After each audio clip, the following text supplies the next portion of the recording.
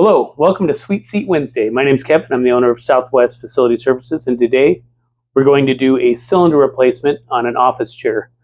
Fairly simple if you know what you're doing. First thing first, the cylinder, I'm going to go over the parts. This is the mechanism, the cylinder, and the base. So the cylinder is attached to the mechanism and the base through compression and gravity.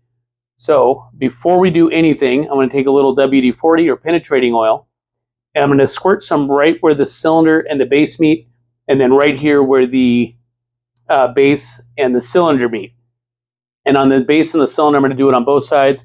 Hopefully it penetrates in and loosens it up a little bit. WD-40, PB Blast, really any penetrating oil, as long as it doesn't mess up the metal, paint, or finish. So just be careful. Again, I've used WD-40 in the past, haven't had any issues with it. This one's already been loosened up, so it's ready to go. A couple tools that you need: channel locks, pipe wrench, rubber mallet, or a hammer. Now keep in mind, you're not too worried about damaging the cylinder that's there as you're replacing it.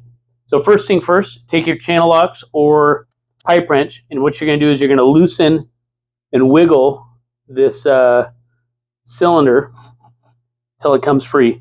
Usually it comes free fairly easily. Sometimes you might have to put a little pressure on it. Depends on how bound up it is. After you do that, what I like to do is you can take a rubber mallet and just tap here on the end. When I say tap, I mean usually you got to give it a little bit of a whack and it will come right out. Lastly, put your new cylinder in. If it comes with a dust cover, replace that. And then what you're going to do, and put it back in the chair, just that easy.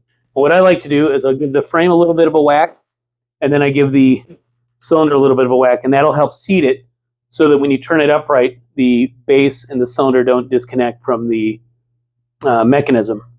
Once you do that, stand the chair upright, sit in it, and see if the rise and fall is fine using the mechanism. If it's not, it may have to be reseated or you have a bad cylinder. In the link in description below, I'm going to put a different cylinders that I've used in the past. Keep in mind that these cylinders, they work in just about every chair. So some of the Herman Miller and some of the other specialty chairs, they use a different cylinder, but basically this cylinder right here is a pretty universal cylinder for an office chair. Again, you can check with the manufacturer. There's plenty of websites out there, but for 10 to 20 bucks, you should be able to get a replacement cylinder. Have a good day. I appreciate your time, and like and subscribe if you could.